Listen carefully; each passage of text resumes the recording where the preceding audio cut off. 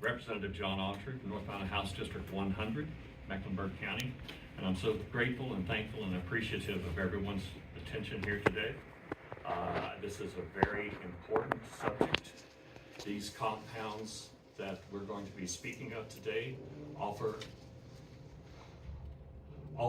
hope for a lot of people in North Carolina that other treatments and other therapies have fallen short on. It does carry with it some negative stigmatism that we hope to try to address some of that today and help reverse some of the policies that have been going on for the last over 50 years now. But anyway, you hear too much of me anyway, so let me first introduce a patient who's actually benefited from these compounds. A gentleman from Asheville, North Carolina, Mr. Ken Maxwell with Cluster Busters. Ken, thank you.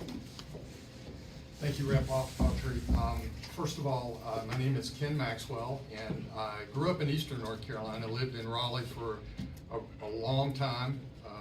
As Commissioner Graham used to say, I crammed 4 years of college into 6. But I lived there, and in the last 17 years I've lived in Asheville. And I'm here today because 5 years ago I was diagnosed with a fairly rare neurological disease called cluster headache. It's also called trigeminal autonomic cephalalgia. And then another name that it's called, which is a little more telling about the condition, is it's called suicide headaches. And the reason is that suicides occur at 20 times the national average with this disease in this disease group. And the reason is that it's an incredibly painful condition. Many physicians have called it the most painful condition known to mankind. And when I have them, it feels like a hot poker or a hot knife stabbing in the back of my eye, or a corkscrew trying to push the eyeball out of my head. And this happened a few months after I'd had a traumatic brain injury in 2012. It took 4.5 years to get diagnosed. Once I was diagnosed, I began treatment, but then later became chronic, which means I had no periods of remission. My life became so challenging. I had been in business all my career, first in government here in Raleigh, and then later in the business sector, the private sector. I had an undergraduate in NC State, an MBA from UNC. I had traveled to 20 different countries in my career. I had represented or served on more than 30 boards at the local and state level. I was a very active citizen in this state and loved it. I have a wonderful wife, 2 amazing kids that have gone on to do amazing things in the world, including founding nonprofits for kids, each of them have. And so I'm very, very, very happy with my life at the time of the diagnosis. But disease doesn't care about what you've done. And for many of our citizens in this state, disease and conditions don't care about how difficult or how challenging your life has been, or if you've grown up in poverty. All of these conditions that affect so many of our citizens. Disease and a lot of these conditions you'll hear about today do not care about any of those things. And so today I'm here. I have never once asked God why I got this disease, but I have asked God what I'm supposed to do with the suffering. And so for here today, I'm here because of that suffering. I want something good to come out of it. And if I can help advocate and promote using these compounds in a responsible manner for therapeutic and medical conditions, then that is what my calling is right now. And so I appreciate the opportunity to be heard. I appreciate you listening to all of us. And we ask for your support on any legislation that allows these compounds to be used for medical and therapeutic purposes. Thank you. Thank you, Ken. Appreciate it. Now we'll hear from Dr. Raymond Turpin, Executive Director and the leader at the Pearl Psychedelic Institute in Waynesville, North Carolina. Dr. Turpin. Can you move that? Yeah, just put, there you go. Thank you. I was told this didn't work at all. Oh, it does. Oh, it Very well. I just let it know it was. Thank you. But this is Dr. Raymond Turpin with the Pearl Psychedelic Institute. He's the executive director there and leader in their therapy and treatment. Thank you. Thank you, Representative Autry.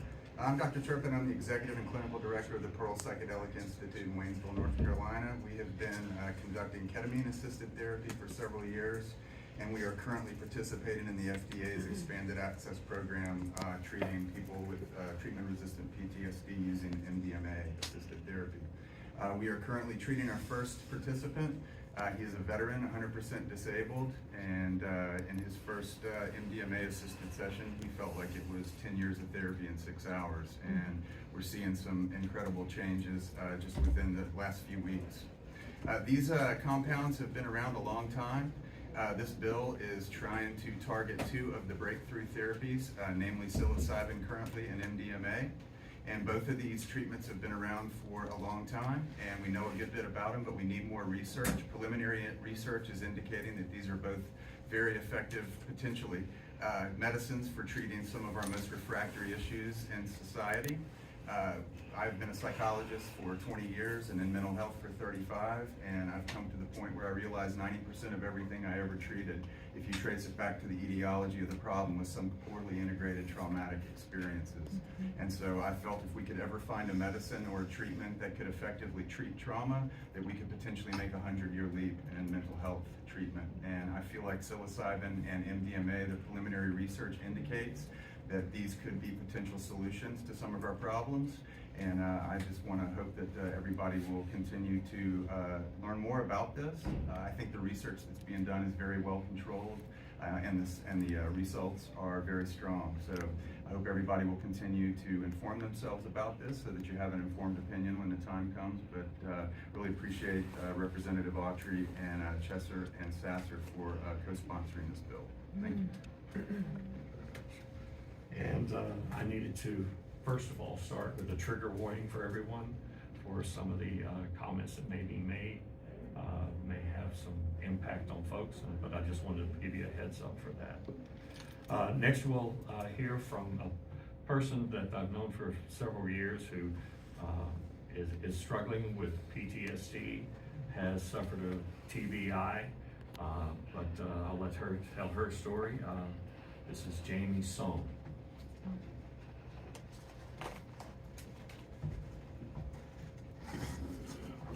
Thank you, Representative Autry, for this chance to speak today. My name is Jamie Sohn. I'm a North Carolina resident and a member of Survivors Lead. I am also a multiple incident gun violence survivor living with PTSD. Last week, the phone rang and I grabbed it. Jamie? She asked. Her voice was shaking and I quickly asked, yeah, what's up? She spoke about a shooting at her workplace. I felt sick. All of a sudden, I was 20 years old again, running for my life in 80-degree weather, blood splashing on the pavement, on me, as the others ran by. I bit my lip and gulped air, anything to try and bring me back to the present. The adult sitting at her desk in Carrboro. I've done the work to try and leave the past behind me. I went through the so-called gold standard in therapy and was okay for a while, but never truly healed. Luckily, my insurance paid for that, and it was available for me. I know it doesn't work for everyone. Nothing works for everyone, which is why having multiple options to treat the same condition is worth its weight in gold. Oh, PTSD, how I wish I had never met you. But unfortunately, we reunited, and stubbornly I struggled along with the tools I had.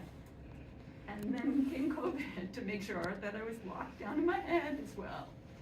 As March's cough turned into 91 days of solitude, I started to realize that I needed help, but it wasn't out there. No one was doing in-person intensive therapy, so I started doing research. And I learned about psychedelic-assisted therapy. I saw that there were clinical trials and that the research was showing that there was something new for people who lived with PTSD. I actually cried. I wanted to be a part of those studies, but I didn't have the time off from work and couldn't travel far away. So it looked like I'd have to watch from the outside. But gosh, I wanted them here in North Carolina. So why not North Carolina? That's what I'm asking you. I'm just asking for support for research. North Carolina has a reputation for being a national leader in research. And that's something we can all be proud of. Our universities and private companies lead the nation in diverse industries from textiles to pharmaceuticals to computer science. Yes, we support research in North Carolina. Look at me standing here. Please. It's not easy to stand here, totally exposed and vulnerable. I don't want to do it. But I stand here feeling stark naked, hoping that you've really seen me. Because I need to know how much hope this bill raises for me, and how much it means to others like me. And you can change my life.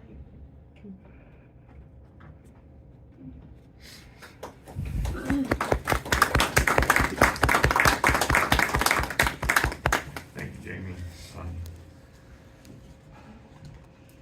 Now we'd like to bring someone from Charlotte, Laura Camillo Apker, who is a practitioner at Cohoba, a nonprofit in Charlotte. And so, Ms. Camillo Apker. Thank you, Audrey. Good morning, everyone. My name is Laura Camillo, and I'm a licensed clinical social worker. I work out of Charlotte, North Carolina, in private practice, but I also have my nonprofit Cohoba, which serves to educate and advocate for equitable psychedelic-assisted therapy when that day hopefully is able to come. There are moments in life that really feel like dreams coming true, and this is one of them for me. It's been over 10 years ago since I committed myself to using psychedelic-assisted therapy to improve mental health outcomes in North Carolina. At the time, I had no idea what taking that path would look like. I have doubted myself countless times. I have watched in envy and frustration as other states led research in the country, multiple studies being developed, community networks that are being developed in support of what has been popularly termed the psychedelic renaissance. Meanwhile, North Carolina appeared eerily quiet on the matter. In those moments of sadness, plagued with doubt, I often thought about packing my bags and leaving the state I have happily called home for the last 20 years. I am so glad I did not let fear win, and that I am here with y'all today representing the mission and vision of my organization, Cohoba, and the many people that I've been able to come in contact with who support research into these medicinal paths. I often wonder what would have happened if I had left the state, but all I know is that I wouldn't be here with y'all today trying to advance knowledge and advance the understanding of how these medicines can change the lives of people today and in the future. Last summer, Representative Autry came to one of our monthly offerings, one of our monthly community offerings, and after several conversations, we established a network of folks who are interested in advancing this research, and that's how we are all here today. This message that we are trying to bring to you is that North Carolinians will benefit from developing evidence-based systems of community mental health care that involve psychedelic-assisted therapy. Psychedelic-assisted therapy is complex. There are many different compounds that are being studied to help with these matters. But the idea is to really kind of weave it into what we already have and expand our networks. So when I think about what I have witnessed in my professional journey, the last 10 plus years of going to school, getting my master's, getting my clinical license, and meeting so many people, dealing with so many different mental health challenges, I've just seen the way that these mental health challenges are eating away at the souls of our brethren here in the state, really eating into people's ability to show up for their families, show up for their communities, show up for their workplaces. We can do it different. I am not naive as to the tremendous responsibility that this coalition has on its shoulders to provide information on safety and efficacy and just how this will all work. There's a lot of questions that are going to come as we keep this message going, but I can only say that although my time with y'all is limited today, my passion for mental health is not, and my passion for advancing this is not limited in any way. So I really want to see North Carolina, the state where I completed high school, college, and my graduate degree, and all of my professional training, become a leader in innovation. And I have a poetic quote for the end, to quote the poet Emily Dickinson: "The brain is wider than the sky and deeper than the sea. Together we can ensure a brighter future for us all." Thank you. Thank you very much, Laura. Appreciate that. Next up, we'll hear from a veteran with some deep and wide experience in this field. I'll present to you Jonathan LeBecq. Jonathan. My name's Sergeant Jonathan LeBecq, United States Army retired. In 2005, hot August, I believe it was, me and Representative Chester actually boarded a bus and left our families for a year and a half to go through training and then to deploy to Iraq. We came back October 26th, 2006. I think you'll agree with me, different people. Within 2 months of coming back, early Christmas hour morning, I actually sat on the Veterans Memorial about a block from here and tried to figure out the best way to end my life. And I drove to Womack Army Medical Center and went and told them that I was gonna kill myself. They gave me 6 Xanax, told me not to take them all at the same time because it might kill me, and to go home and give all my guns to my neighbors at 3 o'clock in the morning on Christmas. So instead, I drank a bottle of vodka, I put a loaded 9mm in my temple, and I pulled the trigger. A manufacturing defect in the ammunition is the reason I'm alive today. I tried to end my life a total of 5 times. After my last attempt in hospitalization in 2013, an intern filling in at the VA slid a piece of paper across the desk that said Google MDMA PTSD. And I did. And that's when I went into a trial, and interestingly enough, I refratted from Iraq, November 22nd, 2006. I took my first dose of MDMA, November 22nd, 2014. I've been PTSD free ever since. I took MDMA 3 times 8 years ago. I have not taken MDMA since. And it's not like I hid from my triggers. I wanted to push my healing from PTSD as far as I could. And the universe likes to mess with me. Part of the reason I have PTSD is I got blown up in a porta-john in Iraq. It's the crappiest place to get blown up. But hey, I don't get to pick. But I didn't sit in a cubicle. I didn't hide. I went out in the world and I lived my life on my own terms, which has meant that a landscaper who drowned in a lake behind my house, I dove in, pulled him out, performed CPR for 15 to 20 minutes until BMS arrived to relieve me. Unfortunately, he didn't make it. About a year after that, on Hanover Street in Charleston, there was a bicycle-by shooting, something I never thought I'd see after I left Iraq, but hey, there it was in Charleston.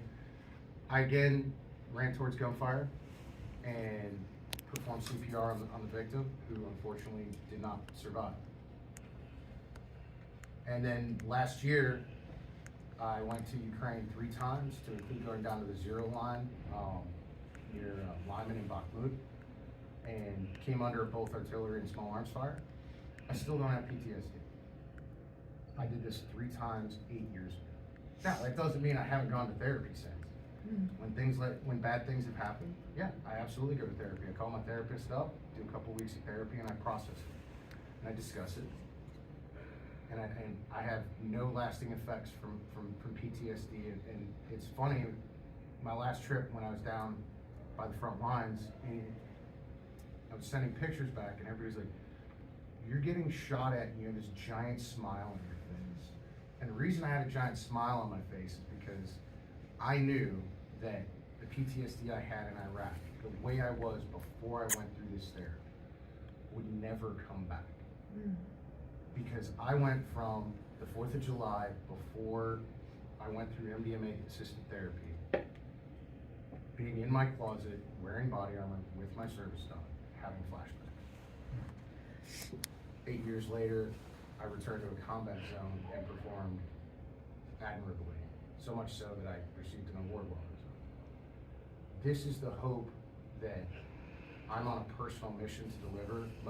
Most importantly, for Bravo Battery, 5th and 113th, the guys that I served with overseas who need this.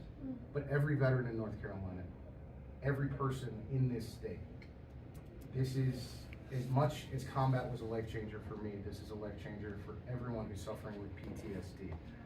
The legislation that will be coming out soon is a small first step. It's about research, so North Carolina can figure out the best way to implement psychedelic assisted therapy to help as many North Carolinians as possible. Thank you.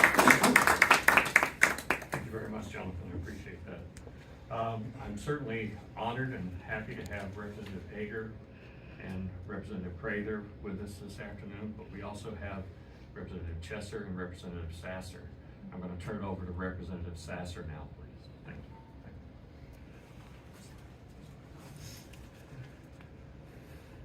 Thank you, Representative Autry.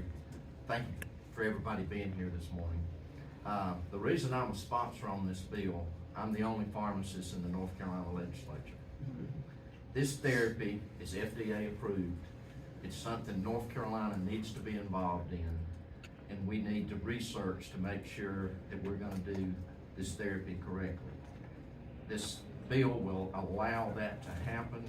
I don't have a story to tell like the people before me, thank goodness, but we owe it to our veterans and to our other employees that work for the state of North Carolina and the United States to provide this therapy.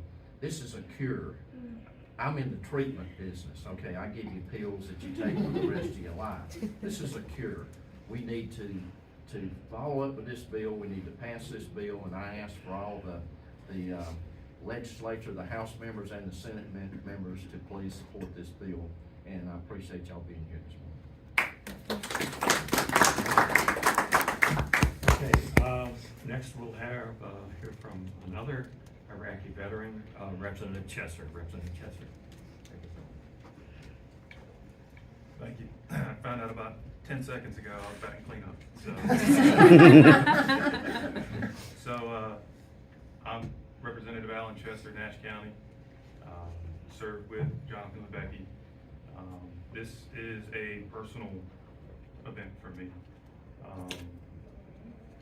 Representative Prather was doing her best to try to get me to cry over here.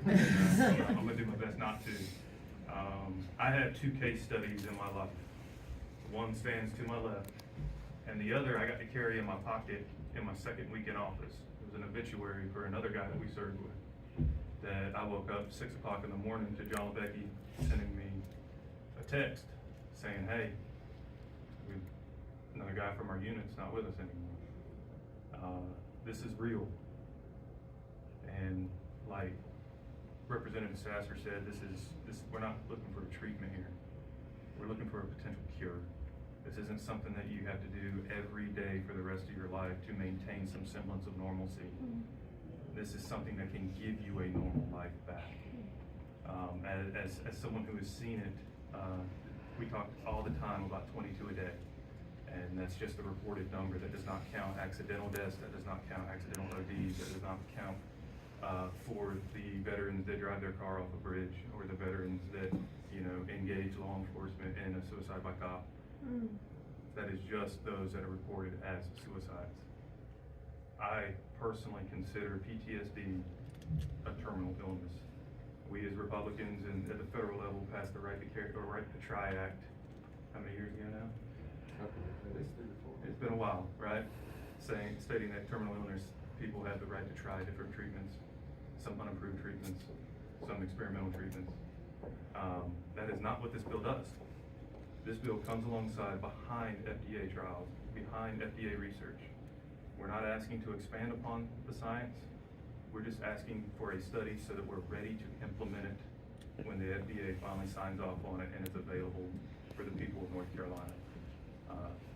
I stand for any questions at any time to anyone, and I would encourage my colleagues on both sides of the aisle to get behind this, as we fancy ourselves as the state that loves veterans and is going to put our veterans first. We've got an opportunity to put our money where our mouth is right now. Thank you.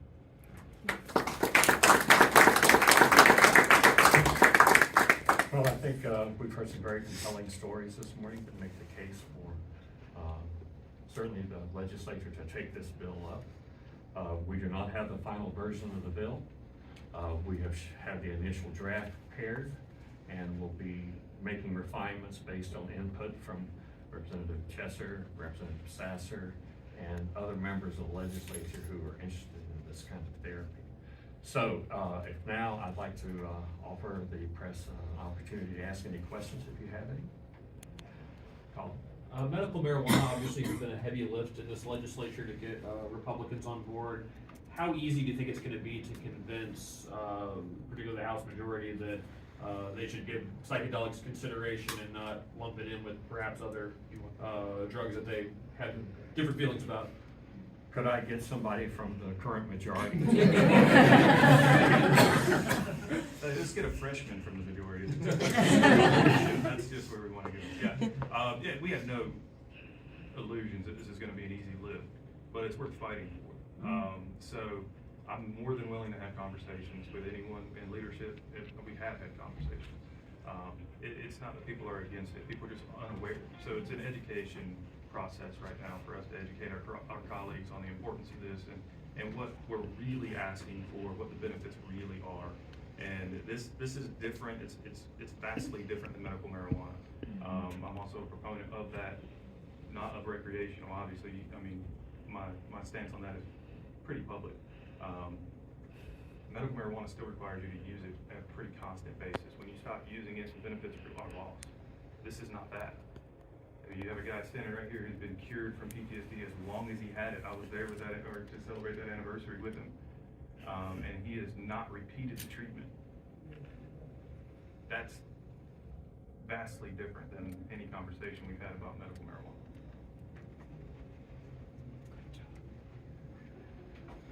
How was that?